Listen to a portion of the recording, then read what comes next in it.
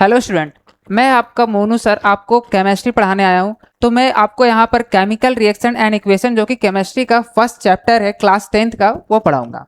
तो basically chemistry में हम लोग यहाँ पर रिएक्शन एंड इक्वेशन पढ़ेंगे और यहाँ पर हम देखेंगे बेसिक टू एडवांस लेवल तक का क्वेश्चन।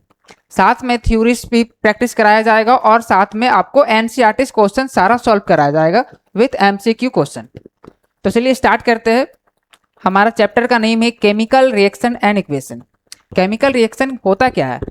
हम लोग यहाँ पर पढ़ चुके हैं क्लास 9th में chemical changes and physical changes. तो सबसे पहले हम लोग केमिकल चेंजेस और फिजिकल चेंजेस होता क्या है उसके बारे में समझते हैं।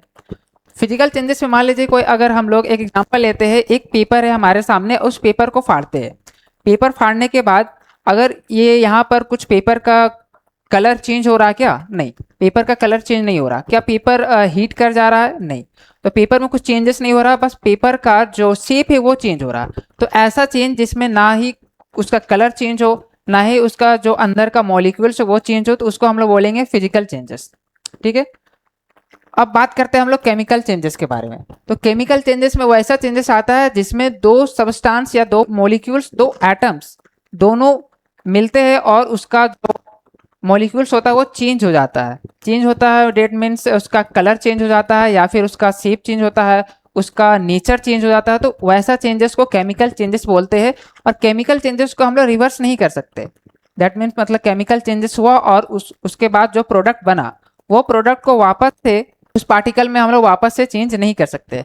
तो वैसा चेंजेस को हम लोग केमिकल चेंजेस कहते हैं। तो एक एग्जाम्पल लेते हैं केमिकल चेंजेस का, H2 प्लस O2। ठीक है, तो जो एरो के इस साइड हम लोग लिखे हैं H2। H2 मतलब ये हाइड्रोजन का मॉलिक्यूल्स हो गया और O2 मींस ऑक्सीजन का मॉलिक्यूल्स। हाइड्रोजन हम लोग जानते हैं एक कंबसन गैस है, H2 एक ऐसा गैस है जो कि फायर को प्रोड्यूस करने में हेल्प करता है। एंड O2 भी एक ऐसा गैस है जो कि फायर को प्रोड्यूस करने में हेल्प करता है। यहाँ पर दोनों ही कंबसेबल गैस है और अगर इसका रिएक्शन कराते हैं मीन्स H2 प्लस O2 तो ये एक प्रोडक्ट बनाएगा। यहाँ पर क्या प्रोडक्ट बनाएगा? H2O। और H2O जो फॉर्मूला है मॉलिक्यूल से वो इसको हम लोग बोलेंगे वाटर। H2O को क्या बोलेंगे? वाटर। तो यहाँ पर H2 प्लस O2 मिलकर वाटर बना रहा है जो कि यहाँ पर केमिकल रिएक्शन हुआ। ठीक है, केमिकल रिएक्शन हुआ जिससे यहाँ पर H2 और O2 मिलकर वाटर बन रहा है। अब यहाँ पर समझते हैं कि H2 और O2 इस साइड जो है इसको बोलेंगे क्या? तो इसका नाम होगा रिएक्टेंट।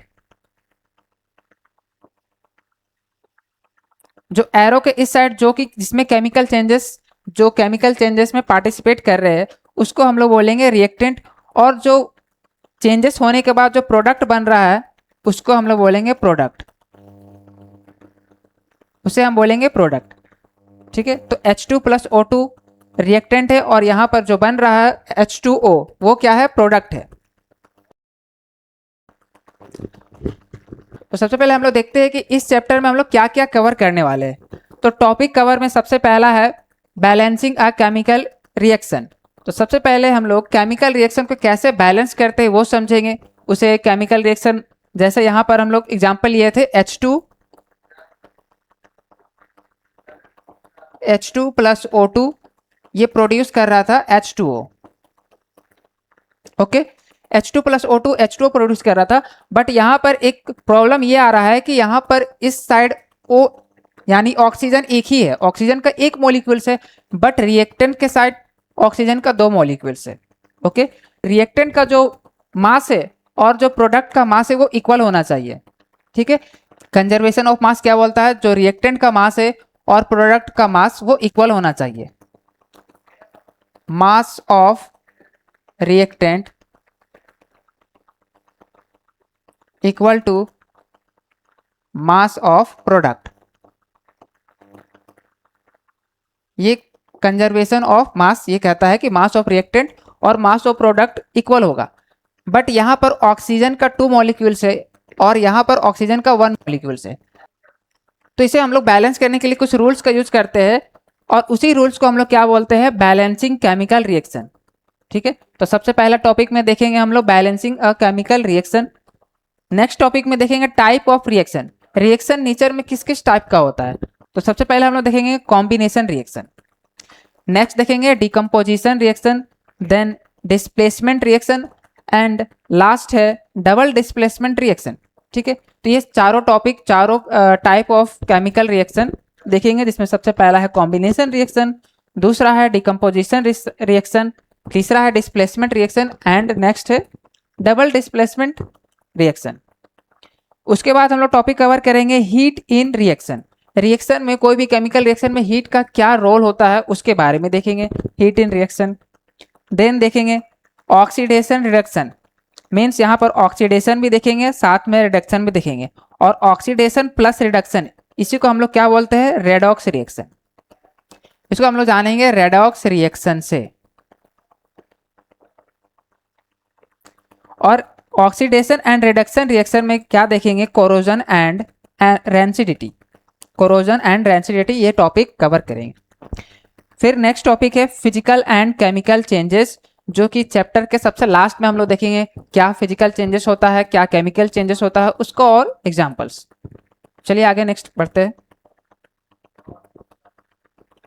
तो सबसे पहला केमिकल रिएक्शन, इसका डेफिनेशन देखते हैं। तो केमिकल रिएक्शन क्या होता है, तो chemical reaction a process in which new chemicals are formed, एक ऐसा प्रोसेस जिसमें नया केमिकल फॉर्म होता है, उसे हम लोग केमिकल रिएक्शन बोलते हैं। इसका और क्या प्रॉपर्टी है, जैसे अगर हाइड्रोजन गैस लिए, वो रिएक्ट करेगा किसके साथ, ऑक्सीजन गैस के साथ।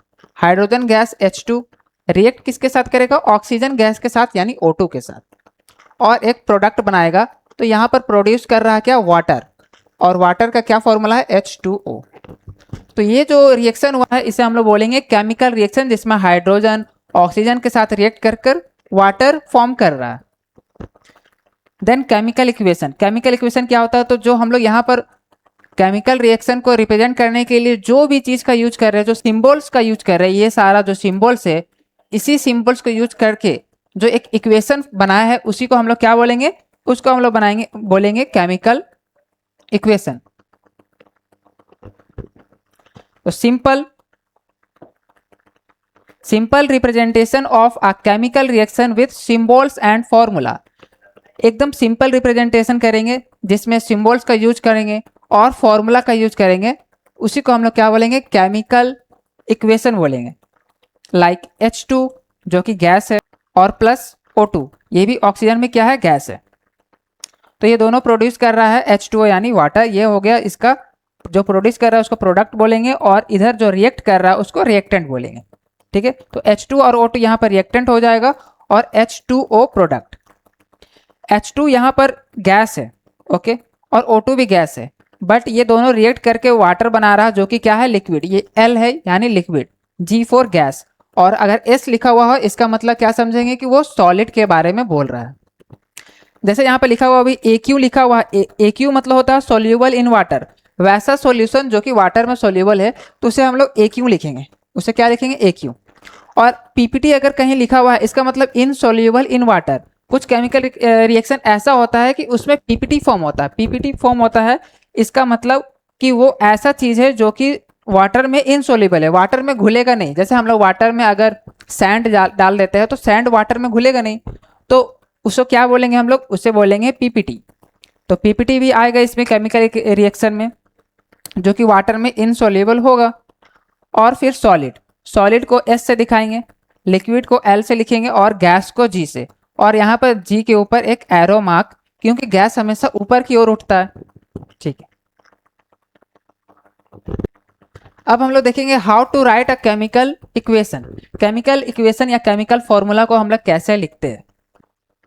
तो इसे स्टार्ट करने से पहले हम लोग को बेसिक नॉलेज होना चाहिए एटम्स के बारे में, जैसे hydrogen, helium, lithium, beryllium, boron, carbon, nitrogen, oxygen, neon, fluorine, ये सारे के बारे में। तो जैसे Na लिखा हुआ है, इसका मतलब हम लोग को समझना होगा ये सोडियम के बारे में बोल रहा है, सोडियम है Na, और ये Cl क्लोरीन का सिंबल है। तो Na के पास प्लस चार्ज है और Cl के पास माइनस चार्ज है, तो ये प्लस चार्ज माइनस चार्ज कैसे आ रहा है। ठीक है, तो इसे हम लोग समझते हैं। तो Na अगर बात करें, Na एक एटम है जिसका एटॉमिक नंबर होता है 11। Na एक एटम है जिसका एटॉमिक नंबर कितना होता है, 11। अब यहाँ पर हम लोग KLMN ब्लॉक में एलिमेंट्स को डालेंगे। ठीक है, यहाँ से एटम को डालेंगे, तो K में होता है 2, L में होता है 8, M में होता है 8 और N में 8। तो 11 एटम को हम लोग को KLMN ब्लॉक में डालना है, KLMN ब्लॉक में भरना है।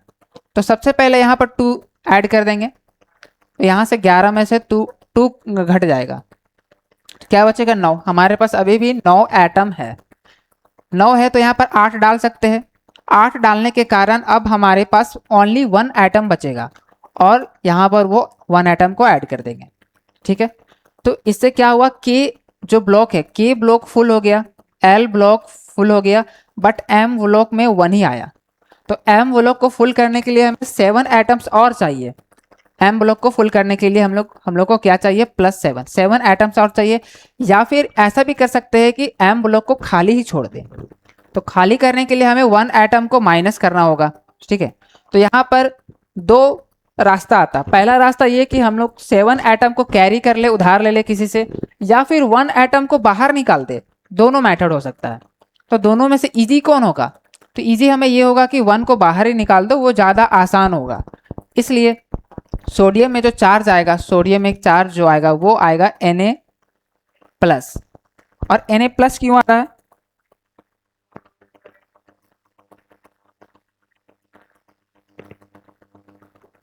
यहाँ पर Na+ इसलिए आ रहा है क्योंकि ये एक एटम को बाहर निकाल रहा है, एक इलेक्ट्रॉन को बाहर निकाल रहा है। इलेक्ट्रॉन क्या होता है, नेगेटिव चार्ज होता है। अगर नेगेटिव चार्ज को हम लोग कोई एटम से बाहर निकाल रहे हैं तो उसमें क्या आ जाएगा, उसमें आ जाएगा पॉजिटिव, ठीक है। इसलिए Na में पॉजिटिव +1 लगता है, प्लस या +1 भी लिख सकते हैं या फिर प्लस, ओनली प्लस। तो यहाँ पर एक फॉर्मूला दिया हुआ है, केमिकल फॉर्मूला, जिसमें Na रिएक्ट किया है क्लोरीन के साथ और NaCl बनाया। तो NaCl कैसे बनाया यहाँ पर, वो भी हम लोग अच्छे से एक बार देख लेते हैं।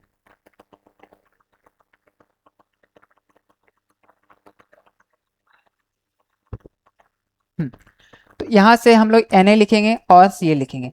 यहाँ पर हम लोग क्रिस क्रॉस मेथड का यूज करेंगे NaCl को प्रोडक्ट बनाने के लिए, इसका फॉर्मूला लिखने के लिए। Na में चार्ज यहाँ पर प्लस लिखा हुआ है और Cl में माइनस है, ठीक है। प्लस यानी +1, माइनस यानी -1। 1 को ऐसे जनरली लिखते नहीं है। अब यहाँ पर क्रिस क्रॉस मेथड का यूज करेंगे तो +1 यहाँ आ जाएगा और -1 यहाँ आ जाएगा, ठीक है, -1। तो Na-1 यानी Na यहाँ पर आ जाएगा और Cl इधर, तो NaCl यहाँ फॉर्म हो जाएगा। नेक्स्ट देखते हैं एल्युमिनियम क्लोराइड। एल्युमिनियम क्लोराइड हम लोग को फॉर्म करना है रिएक्शन के मेथड से, रिएक्शन थ्रू। तो एल्युमिनियम का होता है चार्ज आपका Al3+ प्लस Cl-। एल्युमिनियम के साथ क्लोरीन रिएक्ट करेगा तो एल्युमिनियम क्लोराइड बनेगा। अब यहाँ पर 3 इसलिए लिखा हुआ है क्योंकि यहाँ पर हम लोग एक टॉपिक पढ़ेंगे, बैलेंसिंग का केमिकल रिएक्शन, केमिकल इक्वेशन को बैलेंस करना। तो इसे कैसे बैलेंस करेंगे, तो सबसे पहले एल्युमिनियम क्लोरीन के साथ रिएक्ट करेगा तो एल्युमिनियम क्लोराइड बनेगा, जिसका फॉर्मूला ये है। अभी ये फॉर्मूला आया कैसे, तो फिर से वही क्रिस क्रॉस मेथड का यूज करेंगे। Al3+, यहाँ पर चार्ज क्या है 3+, इसका आयन 3+ है। और क्लोरीन का चार्ज कितना है, क्लोरीन का चार्ज है माइनस, तो Cl-। अब क्रिस क्रॉस का यूज करेंगे तो ये 3+ इस साइड आएगा और -1 इस साइड आएगा, ठीक है। तो Al, अब Cl में क्या है 3, Al में 1 है तो 1 को जनरली लिखते नहीं है, Cl में 3 है तो Cl3, ठीक है। Cl में इसका 3 आ जाएगा तो Cl3। तो इस तरीके से AlCl3 बनेगा, जिसका नाम क्या है, एल्युमिनियम क्लोराइड है। नेक्स्ट क्या है, फेरस सल्फेट। फेरस सल्फेट बनाना है, जिसमें फेरस मतलब आयरन होता है, ठीक है। तो आयरन के लिए फेरस लिखा हुआ, फेरस है यानी 2+, ठीक है। यहाँ पर 2 टर्म आता है, फेरस और फेरिक। फेरस है तो 2+ और फेरिक अगर लिखा हुआ होगा फेरिक तो 3+। फेरिक के लिए FeRic, फेरिक लिखा हुआ है, यानी इसमें समझना है कि जो आयरन है Fe, इसमें 3+ चार्ज है। और फेरस है तो फेरस में कितना चार्ज होगा, Fe2+। फेरस में 2+ चार्ज होता है और फेरिक में होता है 3+, ठीक है, ऐसे याद रखना है। यहाँ पर फेरस लिखा हुआ है तो फेरस में 2+ चार्ज होगा। और सल्फेट का होता है SO4 2-। ये कुछ ऐसा कंपाउंड है, ऐसा कंपाउंड जिसको आपको याद करना होगा कि इसके ऊपर चार्ज कितना होता है। अब इसे भी फॉर्मूला बनाते हैं, Fe और यहाँ पर चार्ज है 2+ और SO4 2-, SO4 2-, ठीक है। यहाँ पर क्रिस क्रॉस का यूज करेंगे तो ये जो 2 है उस साइड चला जाएगा और यहाँ से 2 इस साइड आ जाएगा और 2 कैंसिल हो जाएगा, तो Fe में आएगा 1 और 1 को जनरली लिखेंगे नहीं, और SO4 में आ जाएगा 1 क्योंकि यहाँ पर 1 आया था कट के, तो SO4। ठीक है, तो जो फेरस सल्फेट का फॉर्मूला बना वो FeSO4 बना। आई होप आपको समझ में आ रहा होगा कि ये कैसे फॉर्म हो रहा है, ये जो केमिकल फॉर्मूला बन रहा है वो कैसे फॉर्म हो रहा है।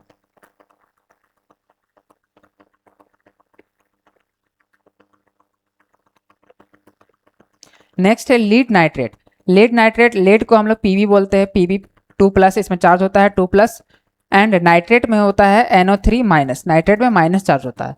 तो इसको अगर सॉल्व करेंगे, इसका फॉर्मूला निकालेंगे, तो Pb2+ एंड NO3-।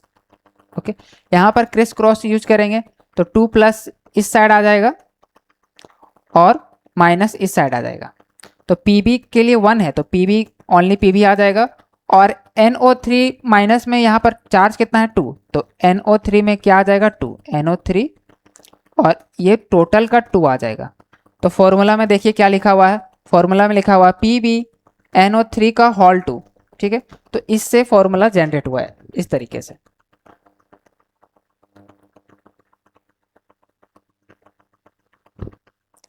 अब हम लोग देखेंगे कि केमिकल इक्वेशन को कैसे बैलेंस करते हैं। तो balancing a chemical equation, number of atoms of each element in a chemical equation should be the same on LHS and RHS। यानी जो भी LHS में एटम्स है और जो भी RHS में एटम्स है वो दोनों सेम होना चाहिए, नंबर्स ऑफ एटम्स सेम होना चाहिए कोई भी एलिमेंट का। जैसे कि यहाँ पर एक एलिमेंट लिया गया है A और यहाँ पर एक एलिमेंट लिया गया है B। ठीक है, 2 एलिमेंट रिएक्ट किया है तो AB फॉर्म किया। ओके, बट यहाँ पर A कितना है, A 2 है, A का एटम 2 है और B का एटम 2 है, और यहाँ पर जो प्रोडक्ट बन रहा है उसका भी A 2 होना चाहिए और B 2 होना चाहिए। ठीक है, यहाँ पर हम लोग 2 से मल्टीप्लाई कर देंगे जिससे जो A एलिमेंट है वो भी 2 हो जाए और B एलिमेंट है वो भी 2 हो जाए। जैसे एग्जाम्पल लिए थे हम लोग सबसे पहला H2 + O2।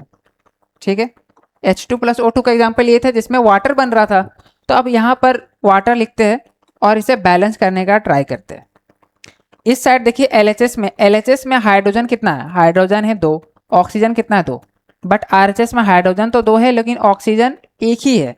इसे बैलेंस करना है तो ऑक्सीजन इस साइड 2 है, इस साइड 1 है, बैलेंस करने के लिए इसे हम लोग 2 से मल्टीप्लाई कर देंगे। यहाँ पर 2 नहीं दे सकते, वो रॉन्ग हो जाएगा, वो क्या हो जाएगा, रॉन्ग हो जाएगा। तो हमें यहाँ पर 2 से मल्टीप्लाई करना होगा जिससे ऑक्सीजन 2 हो जाए। ठीक है, RHS में ऑक्सीजन 2 हो गया, बट इससे एक चीज और गड़बड़ क्या हो गया है कि हाइड्रोजन यहाँ 2 2 जा 4 हो गया, ये 2 × 2 4, तो 4 हो गया। तो अब हमें इसे LHS में भी सुधारना होगा, LHS में ठीक करना होगा। LHS में यहाँ हाइड्रोजन का 2 एटम है, इसे अगर 2 से मल्टीप्लाई कर देंगे तो हाइड्रोजन यहाँ पर 4 हो जाएगा। तो LHS में एंड RHS में दोनों में जो एटम्स का वैल्यू है वो बराबर हो गया। तो ऐसे हम लोग किसी भी केमिकल इक्वेशन को बैलेंस करते हैं। पर बैलेंस करते क्यों है, वाई बैलेंस, क्यों बैलेंस करते हैं?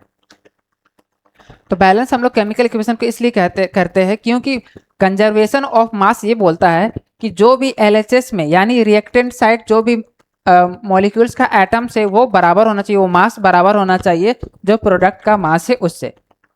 इसलिए हम लोग केमिकल इक्वेशन को बैलेंस करते हैं। कुछ प्रैक्टिस क्वेश्चन है, जैसे इस क्वेश्चन में हम लोगों को केमिकल इक्वेशन दिया गया है और उसको हम लोग को बैलेंस करना है। तो चलिए बैलेंस करते हैं। सबसे पहला है iron + H2O, Fe + H2O form हो रहा है Fe3O4 + H2। ठीक है, अब यहाँ पर बैलेंस करने का ट्राई करते हैं। तो सबसे पहले हम लोग यहाँ पर एक ग्राफ देखेंगे, चार्ट देखेंगे कि बैलेंसिंग करने में क्या ध्यान रखना चाहिए। तो सबसे पहले बैलेंस करने के लिए हम लोग को मेटल्स को देखना है, मेटल्स को सबसे पहले बैलेंस करना है। मेटल्स के बाद बैलेंस करना है हम लोगों को नॉन मेटल्स को, और उसके बाद बैलेंस करना है ऑक्सीजन को और हाइड्रोजन को। ठीक है, ऑक्सीजन को और हाइड्रोजन को। सबसे पहले मेटल्स को बैलेंस करेंगे, फिर नॉन मेटल्स को बैलेंस करेंगे, उसके बाद आएगा ऑक्सीजन और हाइड्रोजन को बैलेंस करने का टाइम। तो यहाँ पर मेटल्स है आयरन Fe और यहाँ Fe3 है। LHS में Fe1 ही है लेकिन RHS में Fe3 है, तो इसे बैलेंस करने के लिए यहाँ पर 3 से मल्टीप्लाई करेंगे। तो LHS में भी Fe3 हो गया और RHS में भी Fe3 हो गया। अब आगे हम लोग ऑक्सीजन या हाइड्रोजन बचा हुआ है तो दोनों में से किसी को भी हम लोग बैलेंस कर सकते हैं। सबसे पहले देखते हैं, यहाँ ऑक्सीजन 4 है बट ऑक्सीजन यहाँ पर 1 है, तो इसे अगर 4 से मल्टीप्लाई करते हैं तो ऑक्सीजन इस साइड भी 4 हो गया और इस साइड भी 4 हो गया, तो ऑक्सीजन का काम कंप्लीट। अब हाइड्रोजन बचा हुआ, हाइड्रोजन का इस साइड 4 इंटू 2 8 है, हाइड्रोजन का जो एटम्स है वो 8 है, और प्रोडक्ट के साइड हाइड्रोजन का एटम्स ओनली 2 है। इसे 8 बनाने के लिए क्या करेंगे, 2 को 8 बनाने के लिए क्या करेंगे, तो सिंपल है 4 से मल्टीप्लाई करेंगे। तो अगर 4 से मल्टीप्लाई कर दिए तो यहाँ 8 हो गया और एलसीएस में भी 4 टू जा 8। अब ये केमिकल जो इक्वेशन है वो बैलेंस है, तो इस तरह से हम लोग केमिकल इक्वेशन को बैलेंस करते हैं।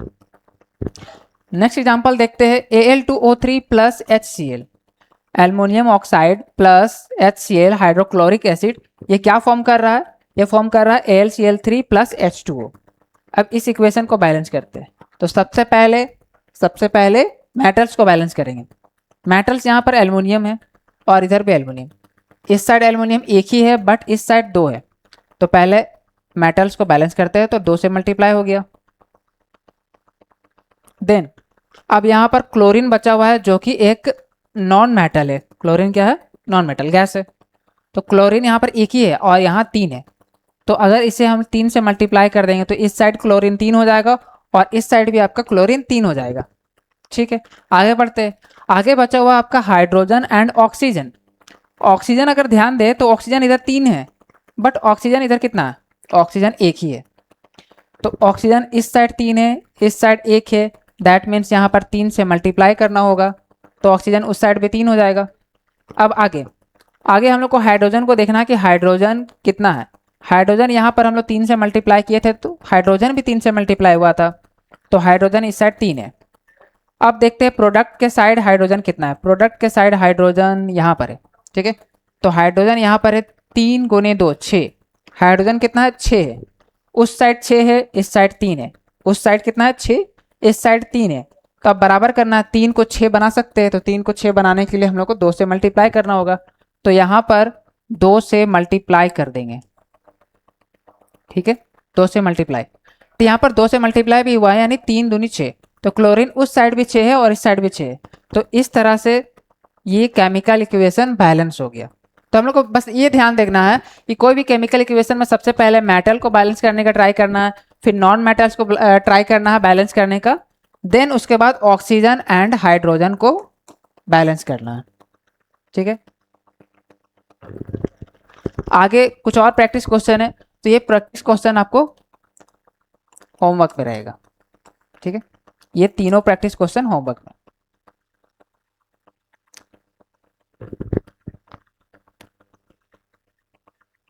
तो कुछ एक क्वेश्चन देख लेते हैं जो कि सीबीएसई 2025 में आया था एग्जाम में।